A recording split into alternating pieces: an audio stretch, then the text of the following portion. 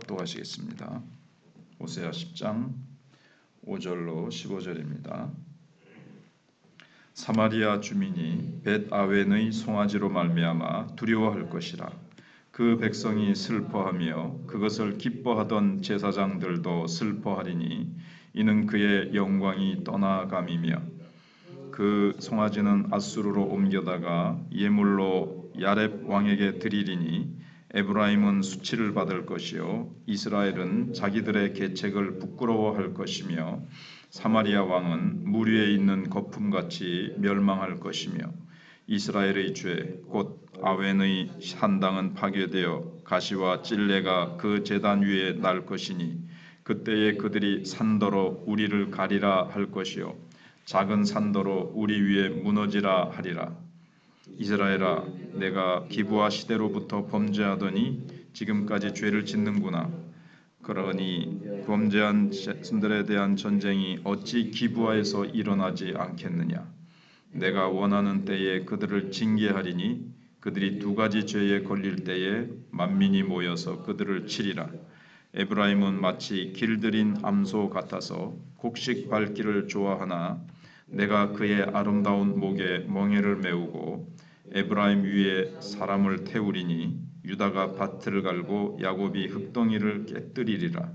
너희가 자기를 위하여 공의를 심고 인애를 거두라. 너희 묵은 땅을 기경하라. 지금이 곧 여호와를 찾을 때니 마침내 여호와께서 오사 공의를 비처럼 너희에게 내리시리라. 너희는 악을 밭갈아 죄를 거두고 거짓 열매를 먹었나니 이는 내가 내 길과 내 용사의 많음을 의뢰하였음이라. 그러므로 너희 백성 중에 요란함이 일어나며 내 산성들이 다 무너지되 살만이 전쟁의 날에 벳아벨을 무너뜨린 것 같이 될 것이라. 그때 어머니와 자식이 함께 부서졌도다. 너희의 큰 악으로 말미암아 베델이 이같이 너희에게 행하리니 이스라엘 왕이 새벽에 정령 망하리로다. 아멘.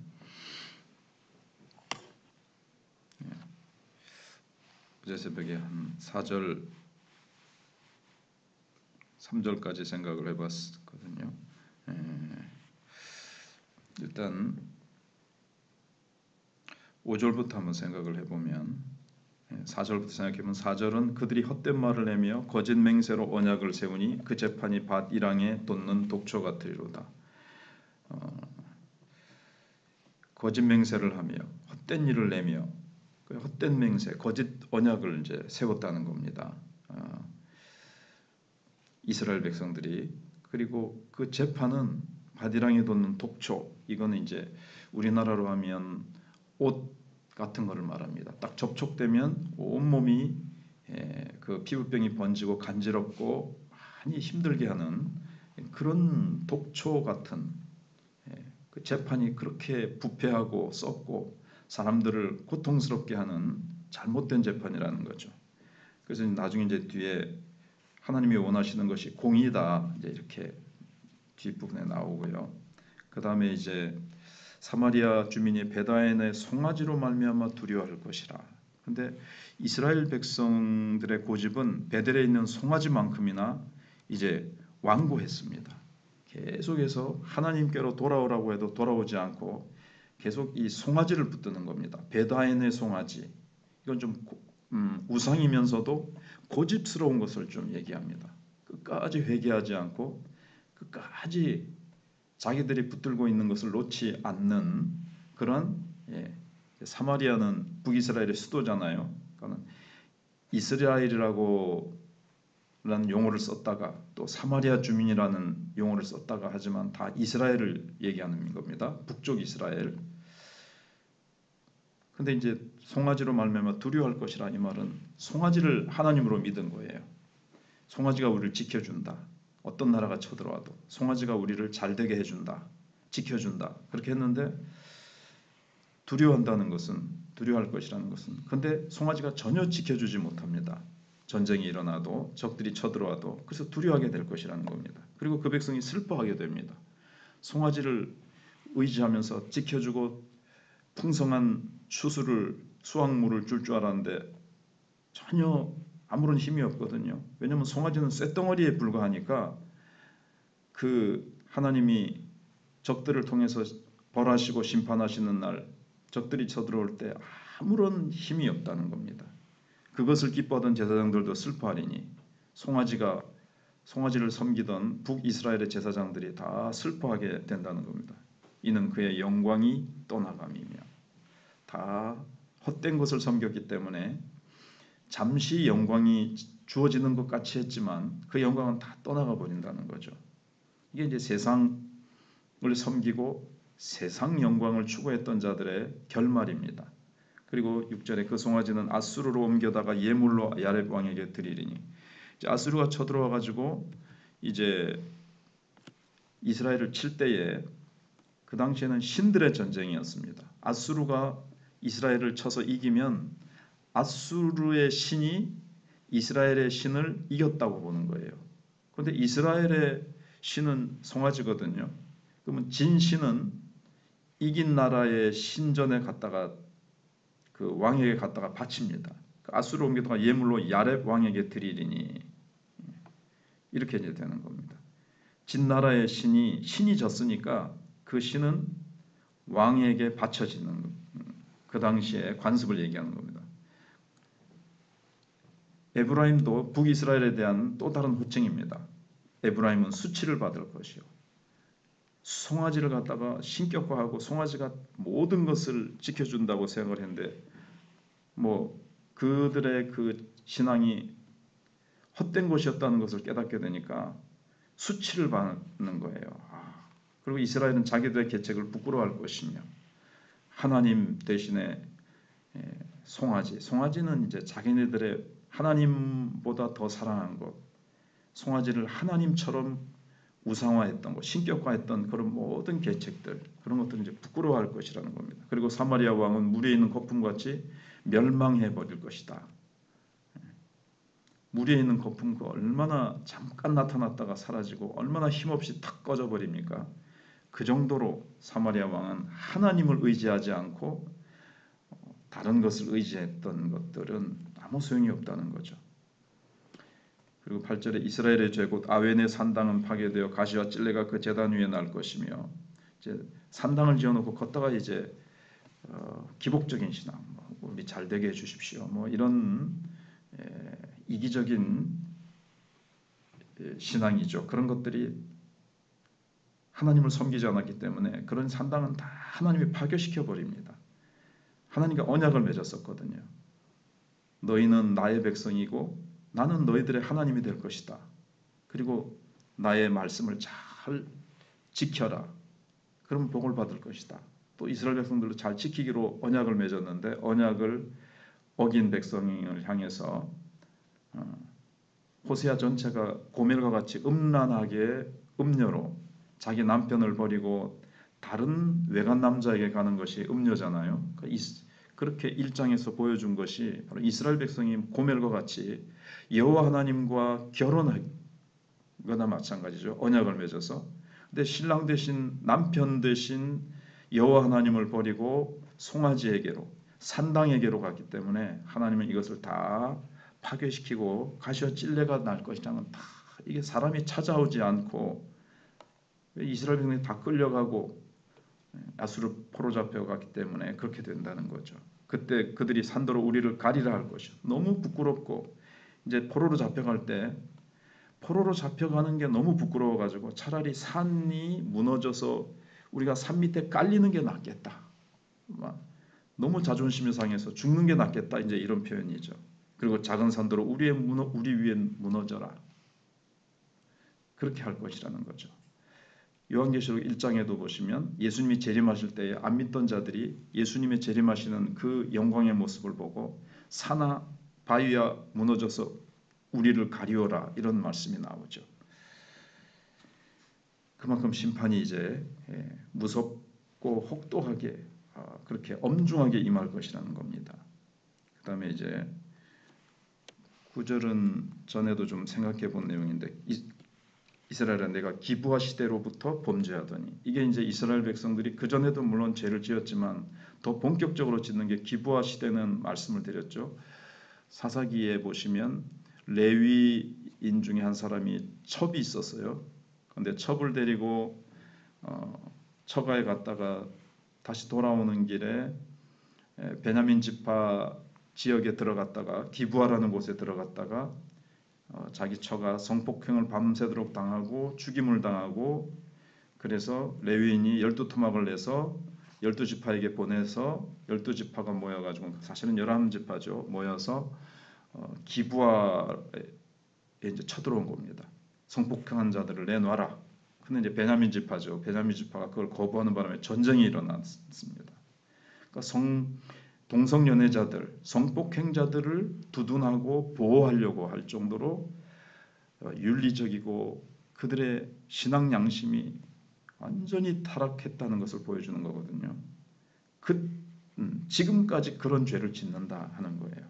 그렇게 하나님 앞에서 음란과 폭행과 그 성적 타락과 다른 사람의 가난한 자의 땅을 취하려고 쫓아내고 가난한 자를, 그런 온갖 죄가 계속 그때로부터 계속해서 지금까지 사사시대부터 이 호세아 시대까지 계속 죄가 이어진다는 겁니다. 그러니 범죄한 자손들에 대한 전쟁이 어찌 기부하에서 일어나지 않겠느냐 얘기를 하고, 그러면서 내가 원하는 때 그들을 징계하리니 그들이 두 가지 죄에 걸릴 때 만민이 모여서 그들을 치리라. 하나님이 다른 나라가 다 쳐들어와서 이스라엘 백성들을 치는 것을 이제 허락하시는 거죠. 11절에는 에브라임이 마치 길들인 암소 같아서 곡식 밟기를 좋아하나 내가 그의 아름다운 목에 멍에를 메우고 에브라임 위에 사람을 태우리니 유다가 밭을 갈고 야곱이 흙덩이를 깨뜨리리라 그랬습니다. 이게 무슨 뜻인가 하면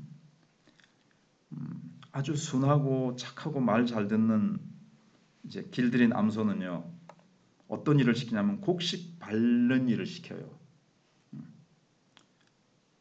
왜 좋은가 하면 곡식 밟으면서 배고프면 얼마든지 그걸 먹어가면서 할 수 있어요. 근데 아주 사납고 고집이 세고 좀 거칠고 그런 이제 소는 밭을 갈게 합니다. 여기.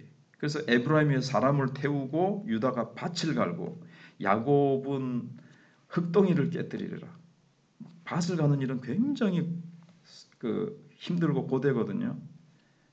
근데 하나님께서 그렇게 그들이 범죄하고 타락하고 하나님을 떠났기 때문에 굉장히 고통스러운 멍에를 매게 될 것이다. 즉 아수르에 끌려가 가지고 엄청난 고통을 받게 될 것이다 하는 것을 말씀하시는 겁니다. 하나님은 길들인 암소같이 곡식 밟는 그렇게 편하게 살기를 좋아하지만 그 아름다운 목에 하나님이 그렇게 살도록 하셨는데 그걸 다 버리고 하나님을 버리고 그렇게 축복으로 살게 하신 하나님을 버렸기 때문에 이제 그렇게 될 것이라는 것이고, 이제 12절부터는 진짜 하나님이 원하시는 것이 나옵니다. 너희가 자기를 위하여 공의를 심고 인애를 거두라. 너희 묵은 땅을 기경하라. 지금 이곳 여호와를 찾을 때니 마침내 여호와께서 오사 공의를 비처럼 너에게 내리시리라. 하나님이 앞에서 지금 몇 장에나 걸쳐서 반드시 심판하리라, 그리고 심판을 다 준비해 놓으셨습니다. 그래도 지금도 늦지 않다. 하나님이 심판하시기로 결심하시고 결정을 내리셨어도 하나님은 지금이라도 회개하고 하나님을 찾기만 하면, 여기 여호와를 찾는 거하고 묵은 땅을 기경하는 거하고는 같은 겁니다. 그렇게 하기만 하면 하나님은 즉시로 너희들에게 찾아오셔서 공의를 비처럼 너희에게 내리시라 그랬습니다. 근데 여기 이스라엘 백성들의 문제가 뭐였습니까? 앞에서 땅이었습니다. 그 당시에는 뭐 화폐가 많은 것도 아니고 뭐 집 같은 것이 투기의 대상이 될 수 없고 오직 부자가 되는 길은 땅입니다. 그런데 땅은 이스라엘 지파 사람들은 하나님이 딱 여호수아 시대 때 딱 나눠줬거든요.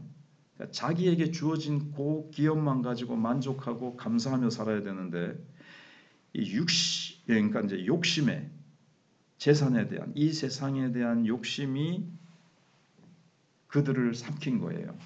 하나님에 대한 신앙과 하나님에 대한 사랑, 이웃 사랑 이런 거 다 더 이 땅에서 잘 살고 싶은 욕심에 삼키워져서 신앙과 사랑은 다 사라지고, 그럼 이제 왜 공의가 나오냐 하면, 앞에서 말씀드린 대로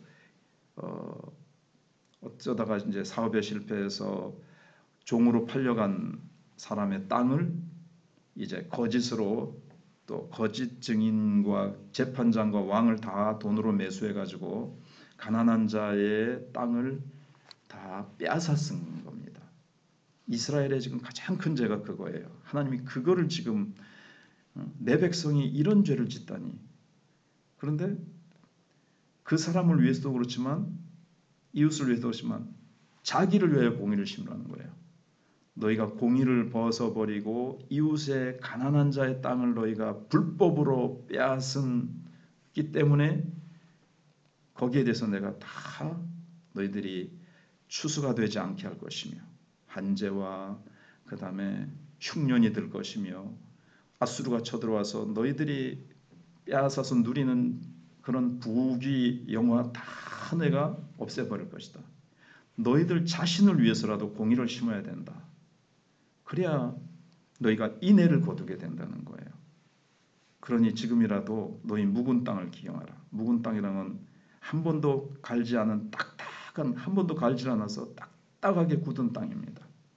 그러니까 너희가 하나님 사랑이나 이웃 사랑이나 율법은 필요 없고 오직 이웃의 땅을 더 취하려고 그러고 세상의 부귀영화를 조금이라도 더 가지려고 하는 그 욕심, 이게 최고라는 거예요. 그게 그들의 가치관이고 그들의 모든 것이었습니다.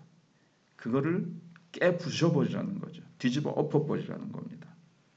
그것만, 땅에 대한 욕심, 이 세상 물질에 대한 욕심만 너희들이 깨부수면 하나님이 찾아오셔서 공의를 비같이 내리실 것이라는 겁니다. 그런데 13절에 그런데 너희는 상태가 지금 현 상태가 어떠냐? 악을 바꿔라 죄를 거두고 거짓 열매를 먹었다는 겁니다. 그리고 네가 네 길과, 뭐 하나님 안 믿어도 하나님이 길을 안내 주셔도 우리는 하나님 없이도 얼마든지 우리가 살 길이 많다 이렇게 하는 겁니다. 그리고 내 용사의 많음을 이래서 우리는 하나님이 안 지켜주셔도 우리 용사들 많다.